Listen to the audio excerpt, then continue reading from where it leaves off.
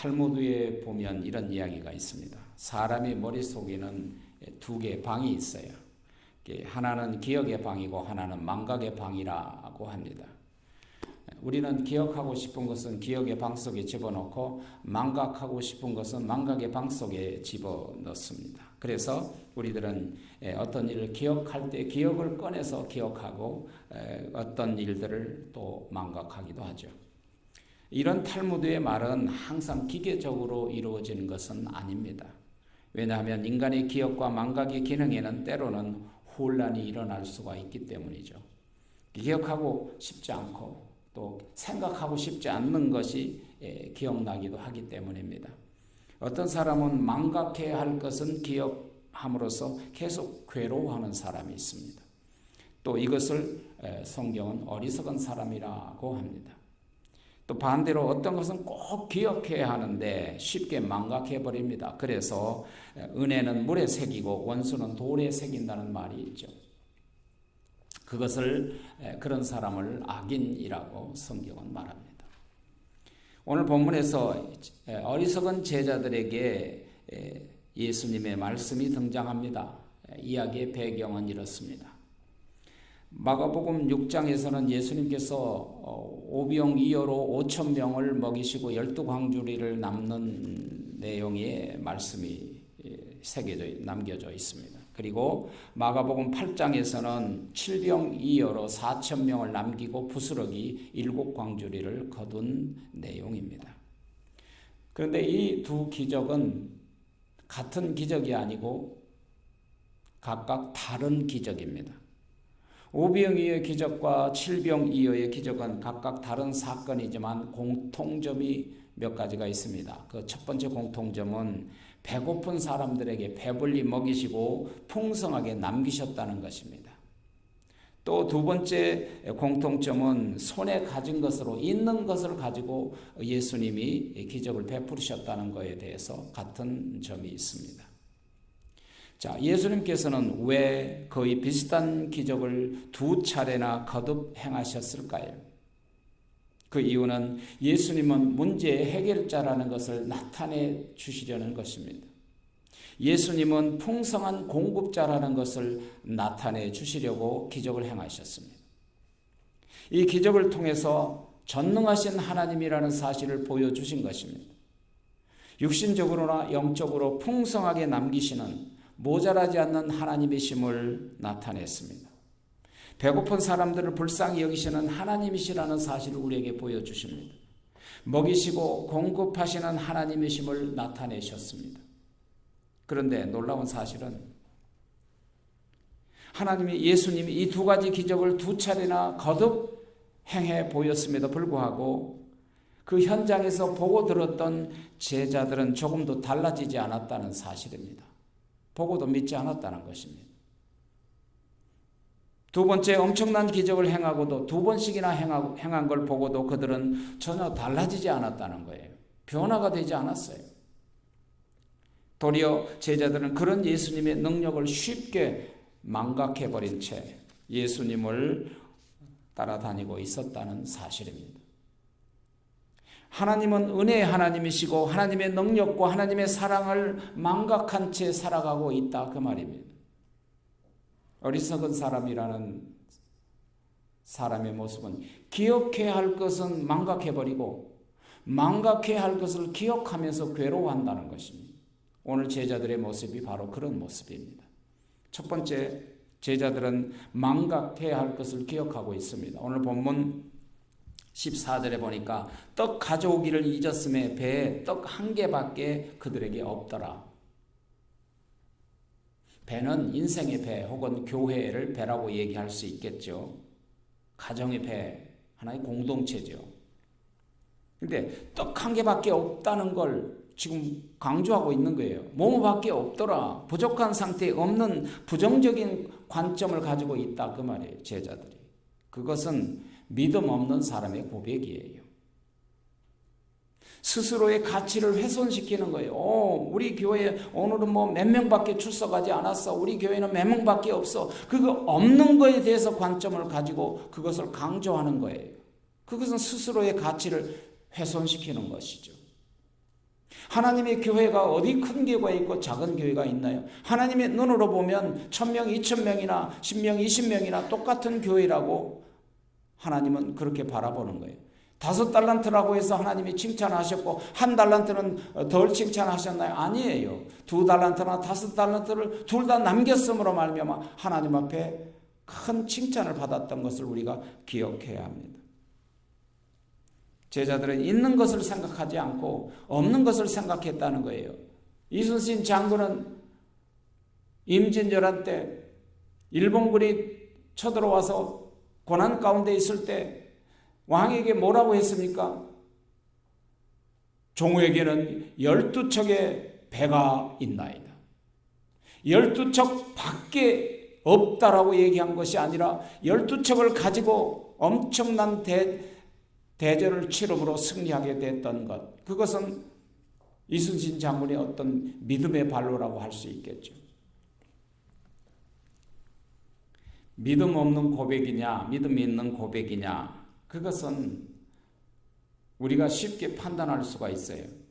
왜 이 제자들이 믿음 없는 고백이라고 얘기할 수 있느냐면 5병2호로 5,000명을 먹이시고 12광주리를 남기시고 7병2호로 4,000명을 먹이시고 7광주리를 남기신 그 기적과 능력을 망각해버렸다는 거예요. 기억해야 할 것을 망각했다는 것이죠. 그것을 어떻게 할 수 있어요?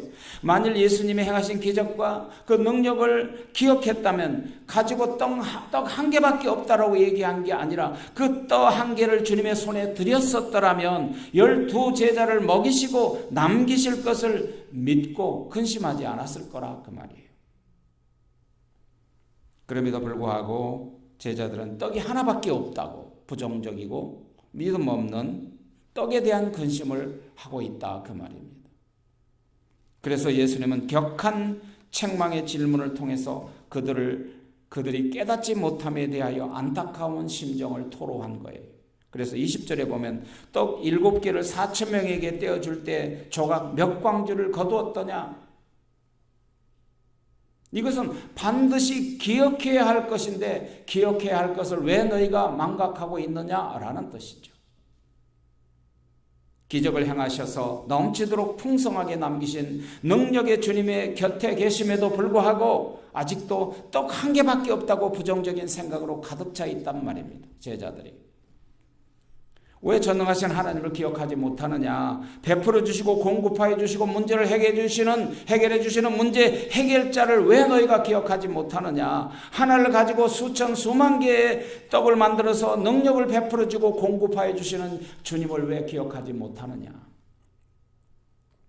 왜 망각해야 할 것은 기억하고 기억해야 할 것은 망각하면서 신앙생활을 하느냐? 그런 말씀이죠.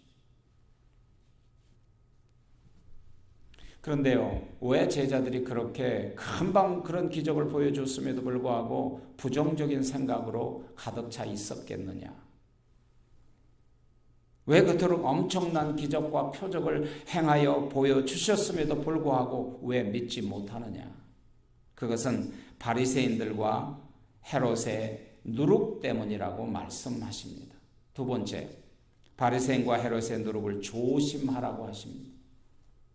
오늘 15절의 말씀에 보면 예수께서 경고하여 이르시되 삼가 바리새인들의 누룩과 헤롯의 누룩을 주의하라 하시니, 자, 그랬더니 제자들이 그 말 하시니까 금방 수근수근해요. 제자들이 수근수근하는 말을 들으시고 예수님께서 워닝을 줬다 그랬어요. 경고하셨다 그랬어요. 그러면서 예수님께서 몇 번이고 계속해서 지시하시고 당부하셨다는 뜻이에요. 워닝을 주셨다는 뜻은. 그리고 be careful, 조심해라 그랬어요. 뭘 조심하라고 하셨을까요? 삼가 바리새인들의 누룩과 헤롯의 누룩을 be careful, 조심해라. 그러면 바리새인들의 누룩과 헤롯의 누룩은 무슨 누룩이냐면 나쁜 누룩이에요. 나쁜 누룩의 대표를 말하는 거죠. 자, 예수님께서 경계하여 이르시되 삼가 바리새인들의 누룩과 헤롯의 누룩을 주의하라는 말씀이 무슨 뜻이냐면, 근데요, 왜 갑자기 누룩 얘기를 하실까요? 예수님이. 도무지가 앞뒤가 맞지 않는 동문서답을 하신 것 같잖아요.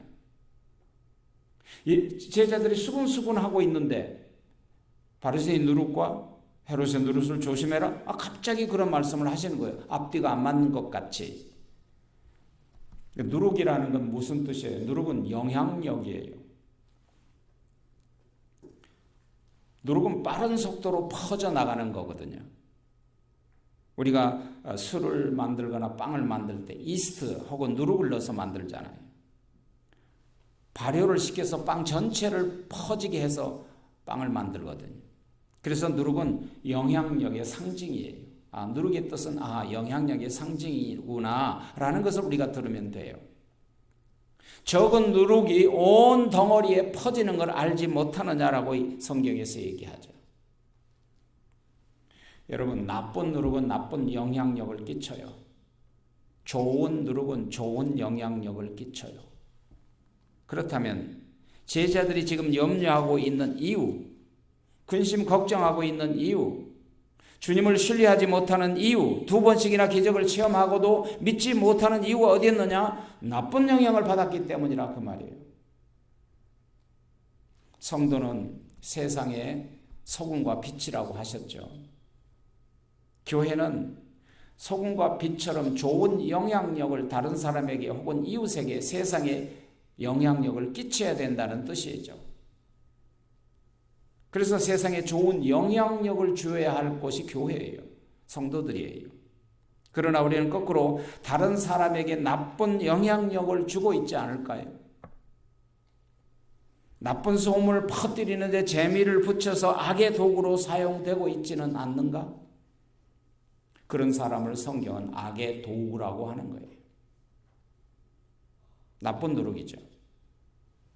혹은 어리석게도 세상에 의해서 악한 사람들로부터 오히려 나쁜 영향을 받고 살고 있지는 않는지, 그런 어리석은 사람이라고 하는 거예요. 어떤 영향을 받고 있나요? 누가 뭐라 카더라 라는 말을 듣고 기분이 상하고 실망하고 두려워 낙심한다면 나는 나쁜 영향력을 받고 있는 거예요. 어떤 영향을 받기에 우리는 근심하고 있습니까? 어떤 영향 때문에 오늘 우리는 주님을 신뢰하지 못하고 있습니까? 아니, 우리는 나쁜 영향을 받고 있습니까? 아니면 좋은 영향을 끼치고 있습니까?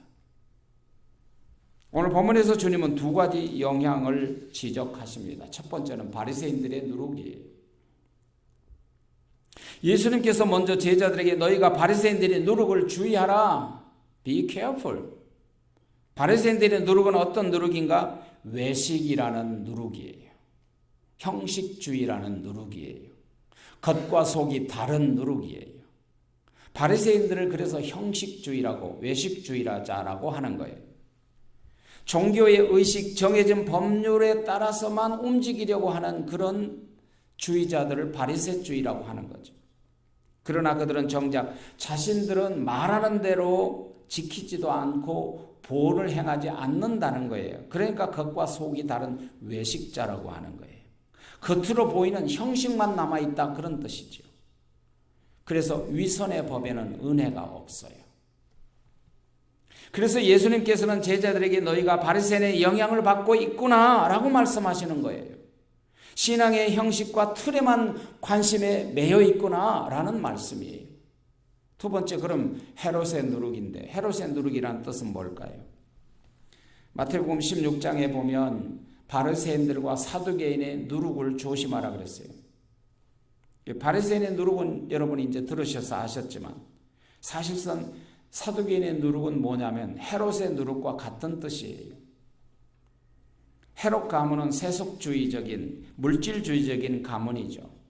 그래서 사두개인들은, 그런데 그럼에도 불구하고 사두개인들은 주로 제사장 출신들이에요. 그들은 헤롯과 가까운 관계를 가지고 살기 때문에 물질주의, 세속주의에 물들었다, 그런 뜻이죠. 정치적으로 헤롯의 가문의 영향을 받고 살아가요. 그리고 로마의 정치인들과 결탁하고 살아가요. 그래서 자연스럽게 그들은 헤롯의 왕가와 같이 정치적인 삶을 살아가요. 그래서 정치적인 목사를 그래서 사두개파라고 하는 거예요. 바르세파와 형식주의, 외식주의, 바르세파는 외식주의, 형식주의라고 한다면 바로 헤롯파와 사두개파는 세속주의, 물질주의자들을 대표한다고 말할 수 있어요. 그러므로 예수님은 제자들에게 헤롯주의, 세속주의, 물질주의를 조심해라 그런 거예요. 성도들이 세속주의, 물질주의에 물들어 버리면 그 사람의 신앙생활은 무너질 수밖에 없겠죠. 제자들이 세상에 좋은 영향을 끼쳐야 하는데도 불구하고 그들이 오히려 물질주의, 세속주의에 영향을 받고 있다면 얼마나 어리석느냐 말이에요. 그런데 참으로 흥미로운 것은 예수님이 그런 지적에도 불구하고 제자들은 엉뚱하게 동문서답을 하고 있는 것을 볼 수 있어요. 예수님이 헤롯주의, 바리새주의를 조심하라고 했더니, 누룩을 조심하라고 했더니 15절에 보니까 제자들이 서로 의논하기를 이는 우리에게 떡이 없음을 말하는 거야. 바리새인의 누룩을 주의하라고 하신 예수님의 말씀을 제자들은 그건 떡 때문에, 지금 떡이 없기 때문에 주님이 우리에게 말씀하시는 거야 라고 해석했단 말이에요. 동문서답이죠. 그 말은 무슨 말인지 깨닫지 못했다는 거예요. 여러분, 물질은 세상의 최대의 우상이에요. 현 시대는 더욱 그렇죠. 물질은 필요합니다. 물질이 없으면 살 수가 없어요. 그러나 물질은 우리가 숭배해야 할 대상은 아니라는 거예요. 따라가야 할 대상은 아니라는 거예요.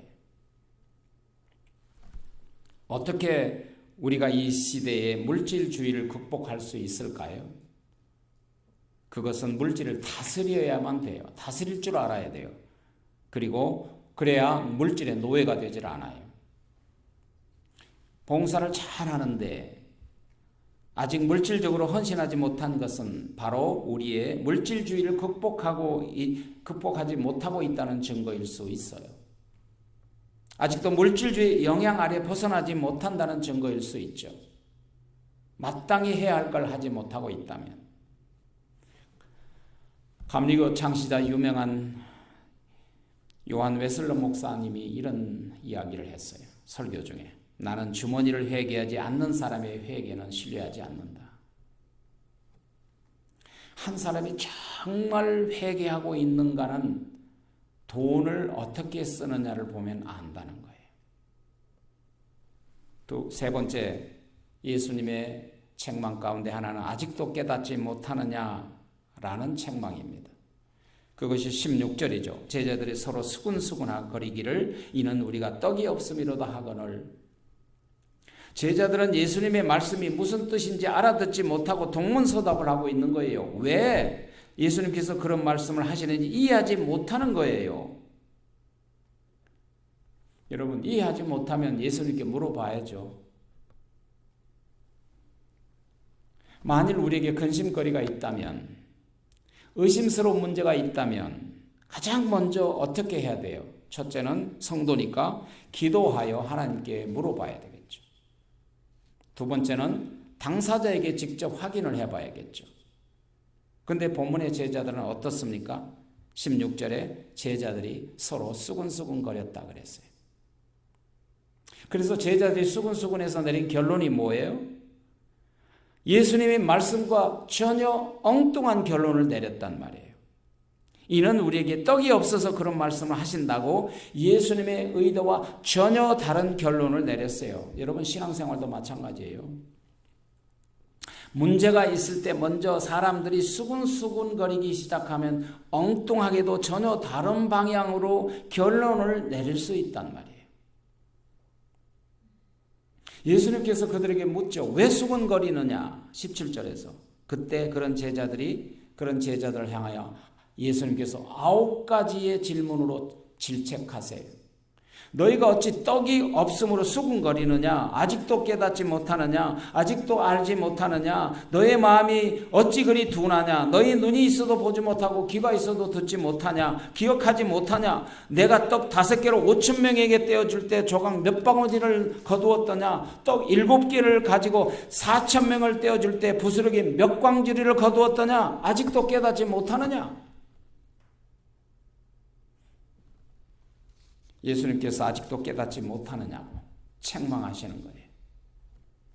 이처럼 제자들이 2번씩이나 기적을 경험하고도 아직도 주님을 온전히 신뢰하지 못한 이유가 뭐냐고요? 그들이 살아계신 주님의 능력을 신뢰하지 못하는 더 본질적이고 더 근본적인 이유가 무엇일까요? 그것을 15절에서 말씀하셨어요. 예수께서 경계하여 이르시되 삼가 바리새인들의 누룩과 헤롯의 누룩을 주의하라. 그 이유예요. 물들었다는 거예요. 바리새인의 인과 헤롯의 누룩을 경계하라는 말씀에도 불구하고 아직도 그들이 생각하는 것은 떡 한 개밖에 없다고, 먹는 것과 물질에서 해방되지 못하고 그것을 해방되지 못한 사람들, 그 제자들을 향하여 뭐라고 하셨죠? 너희가 눈이 있어도 보지 못하고 귀가 있어도 듣지 못하느냐, 기억하지 못하느냐, 눈이 있어도 보지 못하느냐? 여러분, 제자들이 정말 바라보아야 할 것은 무엇이었을까요? 우리가 바라보아야 할 것은 누구입니까? 예수님을 바라보아야 돼요. 떡 한 개밖에 없다, 그걸 바라보지 마시고 예수님을 바라보아야 돼요. 그분의 십자가와 그분의 부활과 그분이 우리에게 살아가신 삶과 우리를 향하여 하신 그 말씀을 바라보아야 돼요. 우리 앞에 예수님이 계세요. 그들 앞에 예수님이 계셨어요. 근데 그들은 예수님을 바라보지 못했어요. 그분이 누구입니까?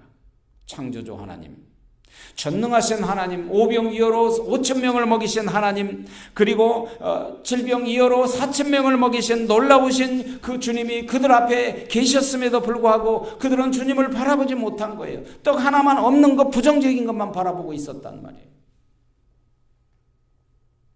여러분의 시선은 누구를 향하고 있습니까? 내 눈이 열려 우리 주님을 바라보아야 되지 않을까요?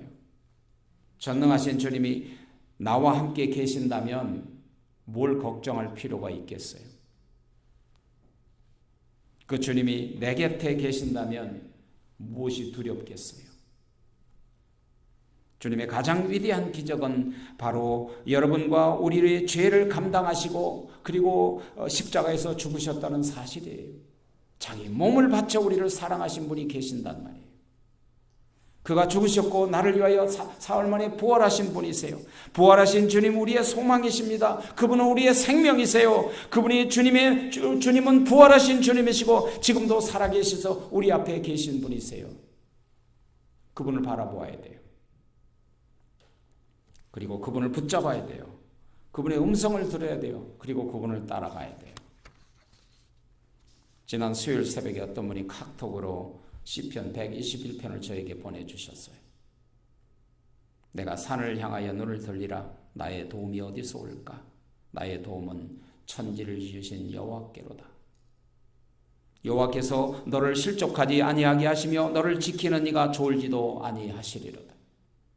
이스라엘을 지키시는 이는 졸지도 아니하시고 주무시지도 아니하시리로다.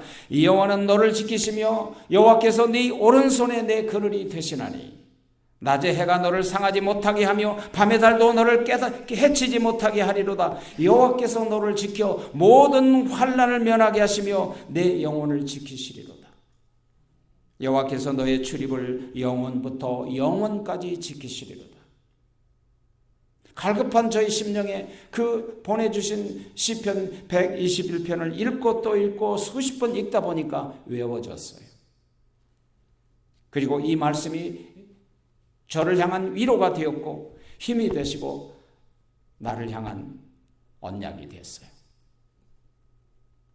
그분은 졸지도 아니하시고 주무시지도 아니하신 주님이십니다. 우리를 지켜 환난을 면하게 하실 것입니다. 그분이 승리가 우리의 승리고 그분의 생명이 우리의 생명입니다. 그분의 가는 길이 우리가 가야 할 길입니다. 그분을 바라보셔야 됩니다. 우리 함께 기도하겠습니다.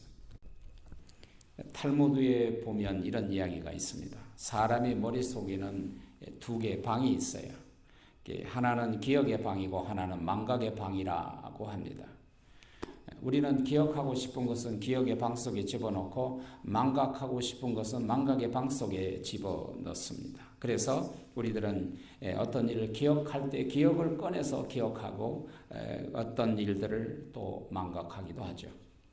이런 탈무드의 말은 항상 기계적으로 이루어지는 것은 아닙니다. 왜냐하면 인간의 기억과 망각의 기능에는 때로는 혼란이 일어날 수가 있기 때문이죠. 기억하고 싶지 않고 또 생각하고 싶지 않는 것이 기억나기도 하기 때문입니다.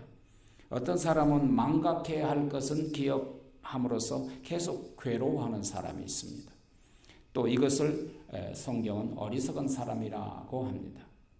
또 반대로 어떤 것은 꼭 기억해야 하는데 쉽게 망각해버립니다. 그래서 은혜는 물에 새기고 원수는 돌에 새긴다는 말이 있죠. 그런 사람을 악인이라고 성경은 말합니다. 오늘 본문에서 어리석은 제자들에게 예수님의 말씀이 등장합니다. 이야기의 배경은 이렇습니다. 마가복음 6장에서는 예수님께서 오병이어로 5,000명을 먹이시고 12광주리를 남는 내용의 말씀이 남겨져 있습니다. 그리고 마가복음 8장에서는 7병이어로 4,000명을 남기고 부스러기 7광주리를 거둔 내용입니다. 그런데 이 두 기적은 같은 기적이 아니고 각각 다른 기적입니다. 오병이어의 기적과 칠병이어의 기적은 각각 다른 사건이지만 공통점이 몇 가지가 있습니다. 그 첫 번째 공통점은 배고픈 사람들에게 배불리 먹이시고 풍성하게 남기셨다는 것입니다. 또 두 번째 공통점은 손에 가진 것으로 있는 것을 가지고 예수님이 기적을 베푸셨다는 것에 대해서 같은 점이 있습니다. 자, 예수님께서는 왜 거의 비슷한 기적을 두 차례나 거듭 행하셨을까요? 그 이유는 예수님은 문제의 해결자라는 것을 나타내 주시려는 것입니다. 예수님은 풍성한 공급자라는 것을 나타내 주시려고 기적을 행하셨습니다. 이 기적을 통해서 전능하신 하나님이라는 사실을 보여주신 것입니다. 육신적으로나 영적으로 풍성하게 남기시는 모자라지 않는 하나님이심을 나타냈습니다. 배고픈 사람들을 불쌍히 여기시는 하나님이시라는 사실을 우리에게 보여주십니다. 먹이시고 공급하시는 하나님이심을 나타내셨습니다. 그런데 놀라운 사실은 예수님이 이 두 가지 기적을 두 차례나 거듭 행해 보였음에도 불구하고 그 현장에서 보고 들었던 제자들은 조금도 달라지지 않았다는 사실입니다. 보고도 믿지 않았다는 것입니다. 두 번째 엄청난 기적을 행하고도 두 번씩이나 행한 걸 보고도 그들은 전혀 달라지지 않았다는 거예요. 변화가 되지 않았어요. 도리어 제자들은 그런 예수님의 능력을 쉽게 망각해버린 채 예수님을 따라다니고 있었다는 사실입니다. 하나님은 은혜의 하나님이시고 하나님의 능력과 하나님의 사랑을 망각한 채 살아가고 있다 그 말입니다. 어리석은 사람이라는 사람의 모습은 기억해야 할 것은 망각해버리고 망각해야 할 것을 기억하면서 괴로워한다는 것입니다. 오늘 제자들의 모습이 바로 그런 모습입니다. 첫 번째, 제자들은 망각해야 할 것을 기억하고 있습니다. 오늘 본문 14절에 보니까 떡 가져오기를 잊었음에 배에 떡 한 개밖에 그들에게 없더라. 배는 인생의 배 혹은 교회를 배라고 얘기할 수 있겠죠. 가정의 배, 하나의 공동체죠. 근데 떡 한 개밖에 없다는 걸 지금 강조하고 있는 거예요. 뭐뭐밖에 없더라. 부족한 상태에 없는 부정적인 관점을 가지고 있다 그 말이에요. 제자들이. 그것은 믿음 없는 사람의 고백이에요. 스스로의 가치를 훼손시키는 거예요. 우리 교회 오늘은 몇 명밖에 출석하지 않았어. 우리 교회는 몇 명밖에 없어. 그거 없는 거에 대해서 관점을 가지고 그것을 강조하는 거예요. 그것은 스스로의 가치를 훼손시키는 것이죠. 하나님의 교회가 어디 큰 교회가 있고 작은 교회가 있나요? 하나님의 눈으로 보면 1,000명, 2,000명이나 10명, 20명이나 똑같은 교회라고 하나님은 그렇게 바라보는 거예요. 5달란트라고 해서 하나님이 칭찬하셨고 1달란트는 덜 칭찬하셨나요? 아니에요. 2달란트나 5달란트를 둘 다 남겼음으로 말미암아 하나님 앞에 큰 칭찬을 받았던 것을 우리가 기억해야 합니다. 제자들은 있는 것을 생각하지 않고 없는 것을 생각했다는 거예요. 이순신 장군은 임진왜란 때 일본군이 쳐들어와서 고난 가운데 있을 때 왕에게 뭐라고 했습니까? 종우에게는 12척의 배가 있나이다. 12척 밖에 없다라고 얘기한 것이 아니라 12척을 가지고 엄청난 대전을 치름으로 승리하게 됐던 것. 그것은 이순신 장군의 어떤 믿음의 발로라고 할 수 있겠죠. 믿음 없는 고백이냐, 믿음 있는 고백이냐, 그것은 우리가 쉽게 판단할 수가 있어요.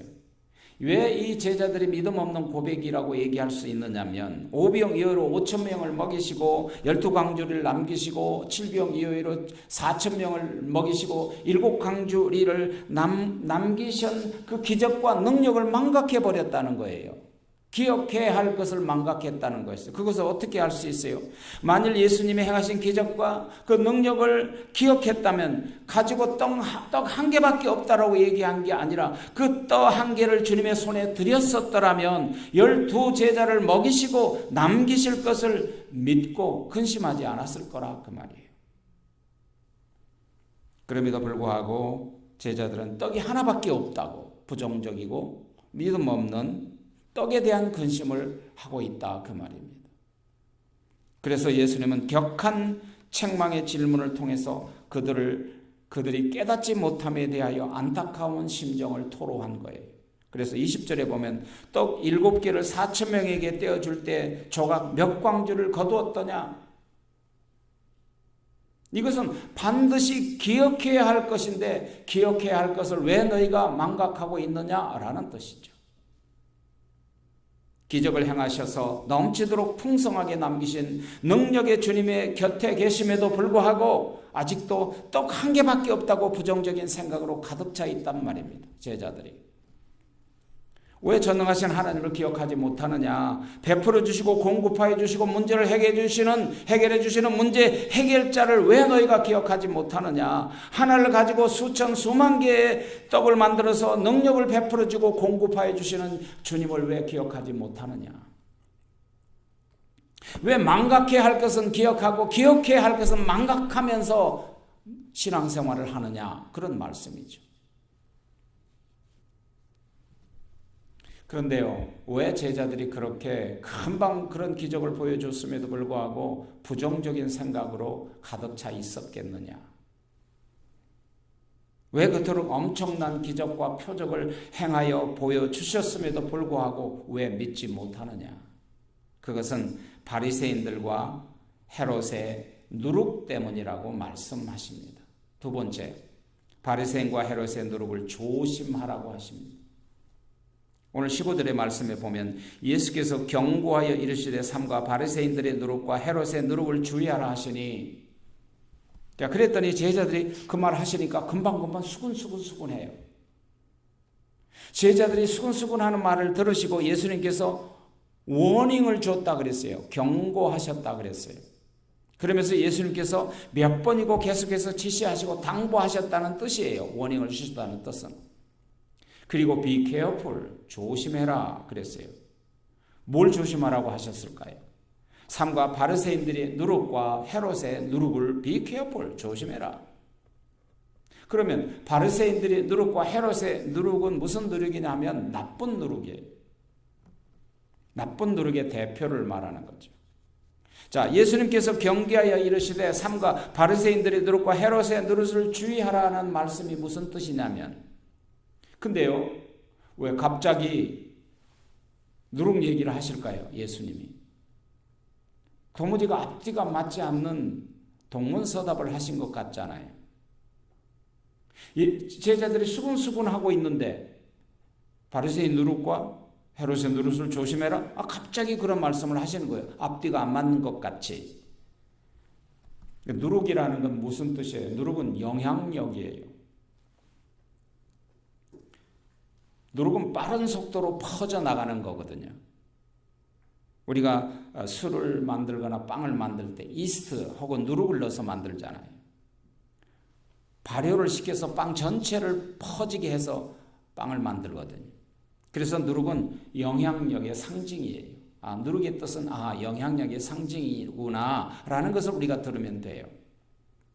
적은 누룩이 온 덩어리에 퍼지는 걸 알지 못하느냐라고 성경에서 얘기하죠. 여러분, 나쁜 누룩은 나쁜 영향력을 끼쳐요. 좋은 누룩은 좋은 영향력을 끼쳐요. 그렇다면 제자들이 지금 염려하고 있는 이유, 근심 걱정하고 있는 이유, 주님을 신뢰하지 못하는 이유, 2번씩이나 기적을 체험하고도 믿지 못하는 이유가 어디 있느냐? 나쁜 영향을 받았기 때문이라 그 말이에요. 성도는 세상의 소금과 빛이라고 하셨죠. 교회는 소금과 빛처럼 좋은 영향력을 다른 사람에게 혹은 이웃에게 세상에 영향력을 끼쳐야 된다는 뜻이죠. 그래서 세상에 좋은 영향력을 주어야 할 곳이 교회예요. 성도들이에요. 그러나 우리는 거꾸로 다른 사람에게 나쁜 영향력을 주고 있지 않을까요? 나쁜 소문을 퍼뜨리는 데 재미를 붙여서 악의 도구로 사용되고 있지는 않는가? 그런 사람을 성경은 악의 도구라고 하는 거예요. 나쁜 누룩이죠. 혹은 어리석게도 세상에 의해서 악한 사람들로부터 오히려 나쁜 영향을 받고 살고 있지는 않는지, 그런 어리석은 사람이라고 하는 거예요. 어떤 영향을 받고 있나요?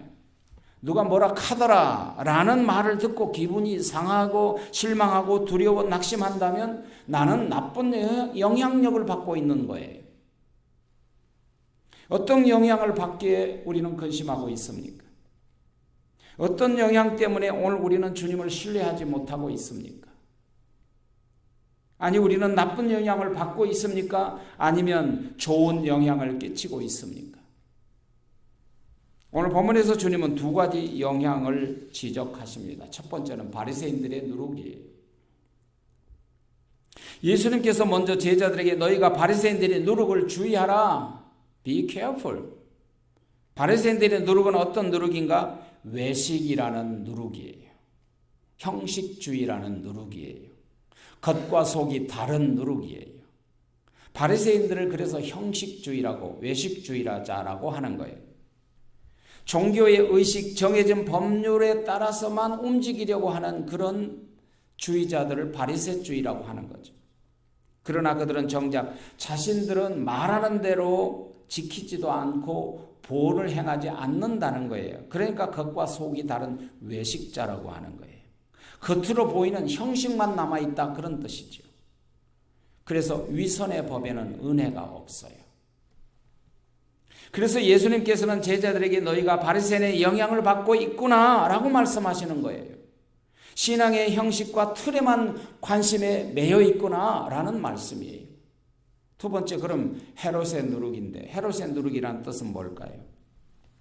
마태복음 16장에 보면 바리새인들과 사두개인의 누룩을 조심하라 그랬어요. 바리새인의 누룩은 여러분이 이제 들으셔서 아셨지만 사실상 사두개인의 누룩은 뭐냐면 헤롯의 누룩과 같은 뜻이에요. 헤롯 가문은 세속주의적인 물질주의적인 가문이죠. 그래서 사두개인들은, 그런데 그럼에도 불구하고 사두개인들은 주로 제사장 출신들이에요. 그들은 헤롯과 가까운 관계를 가지고 살기 때문에 물질주의, 세속주의에 물들었다, 그런 뜻이죠. 정치적으로 헤롯의 가문의 영향을 받고 살아가요.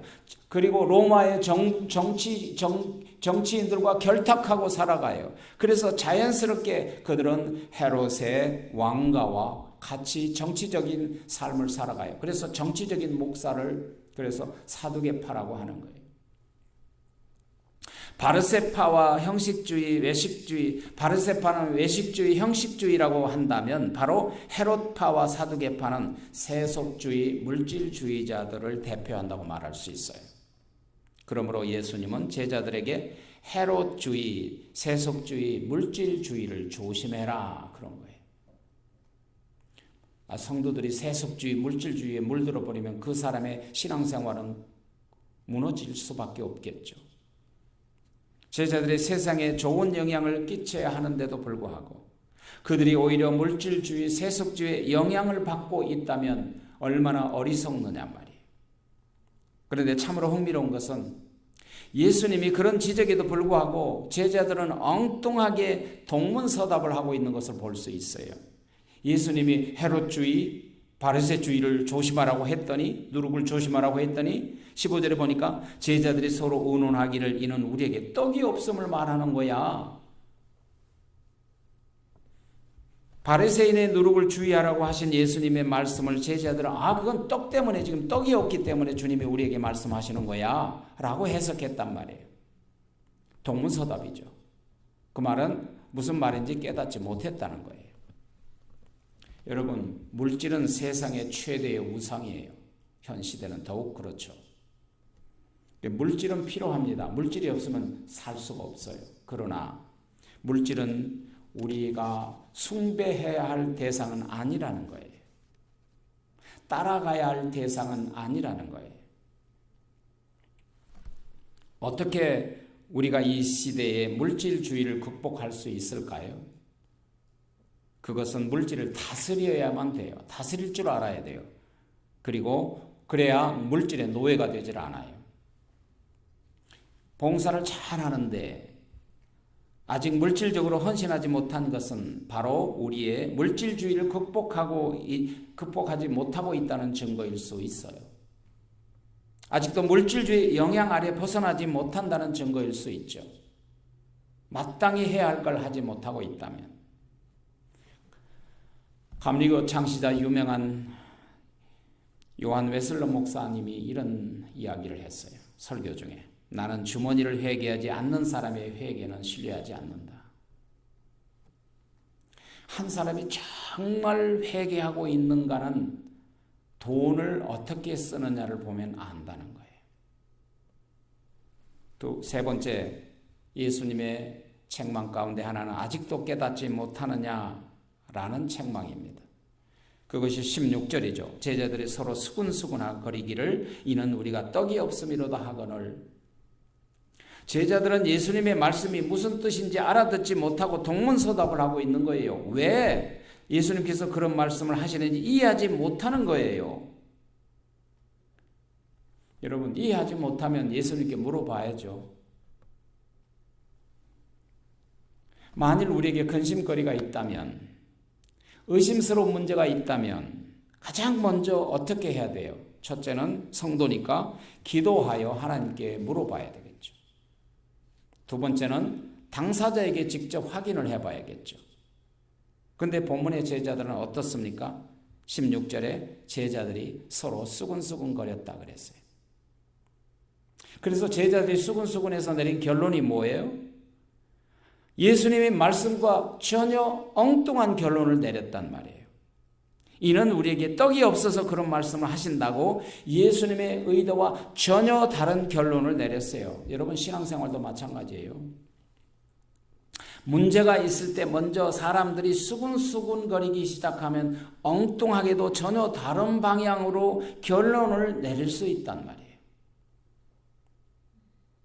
예수님께서 그들에게 묻죠. 왜 수근거리느냐? 17절에서.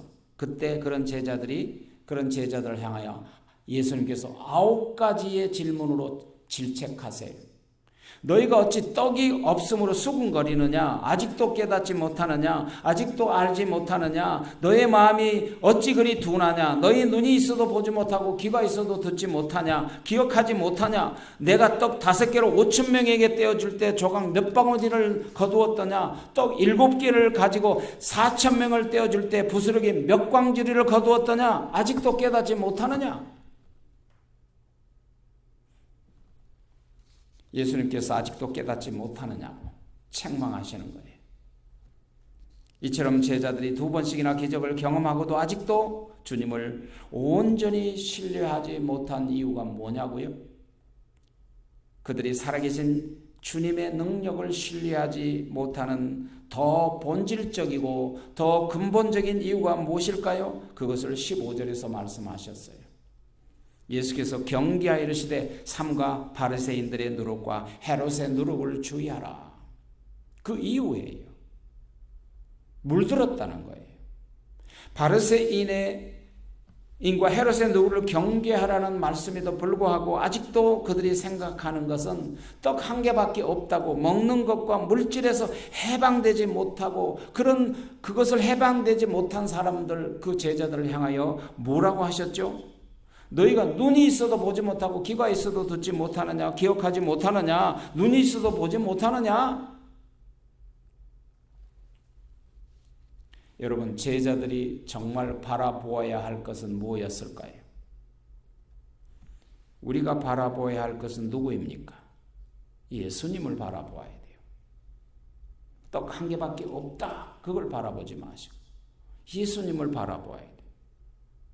그분의 십자가와 그분의 부활과 그분이 우리에게 살아가신 삶과 우리를 향하여 하신 그 말씀을 바라보아야 돼요. 우리 앞에 예수님이 계세요. 그들 앞에 예수님이 계셨어요. 근데 그들은 예수님을 바라보지 못했어요. 그분이 누구입니까? 창조주 하나님, 전능하신 하나님, 오병이어로 5,000명을 먹이신 하나님, 그리고 질병이어로 4,000명을 먹이신 놀라우신 그 주님이 그들 앞에 계셨음에도 불구하고 그들은 주님을 바라보지 못한 거예요. 떡 하나만 없는 것, 부정적인 것만 바라보고 있었단 말이에요. 여러분의 시선은 누구를 향하고 있습니까? 내 눈이 열려 우리 주님을 바라보아야 되지 않을까요? 전능하신 주님이 나와 함께 계신다면 뭘 걱정할 필요가 있겠어요? 그 주님이 내 곁에 계신다면 무엇이 두렵겠어요? 주님의 가장 위대한 기적은 바로 여러분과 우리의 죄를 감당하시고 그리고 십자가에서 죽으셨다는 사실이에요. 자기 몸을 바쳐 우리를 사랑하신 분이 계신단 말이에요. 그가 죽으셨고 나를 위하여 사흘 만에 부활하신 분이세요. 부활하신 주님, 우리의 소망이십니다. 그분은 우리의 생명이세요. 주님은 부활하신 주님이시고 지금도 살아계셔서 우리 앞에 계신 분이세요.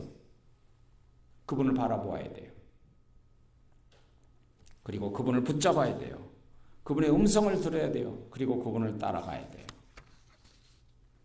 지난 수요일 새벽에 어떤 분이 카톡으로 시편 121편을 저에게 보내주셨어요. 내가 산을 향하여 눈을 들리라. 나의 도움이 어디서 올까? 나의 도움은 천지를 지으신 여호와께로다. 여호와께서 너를 실족하지 아니하게 하시며 너를 지키는 이가 졸지도 아니하시리로다. 이스라엘을 지키시는 이는 졸지도 아니하시고 주무시지도 아니하시리로다. 여호와는 너를 지키시며 여호와께서 네 오른손에 내 그늘이 되시나니 낮에 해가 너를 상하지 못하게 하며 밤의 달도 너를 해치지 못하게 하리로다. 여호와께서 너를 지켜 모든 환난을 면하게 하시며 내 영혼을 지키시리로다. 여호와께서 너의 출입을 영원부터 영원까지 지키시리로다. 갈급한 저희 심령에 그 보내주신 시편 121편을 읽고 또 읽고 수십 번 읽다 보니까 외워졌어요. 그리고 이 말씀이 저를 향한 위로가 되었고 힘이 되시고 나를 향한 언약이 됐어요. 그분은 졸지도 아니하시고 주무시지도 아니하신 주님이십니다. 우리를 지켜 환난을 면하게 하실 것입니다. 그분이 승리가 우리의 승리고 그분의 생명이 우리의 생명입니다. 그분의 가는 길이 우리가 가야 할 길입니다. 그분을 바라보셔야 됩니다. 우리 함께 기도하겠습니다.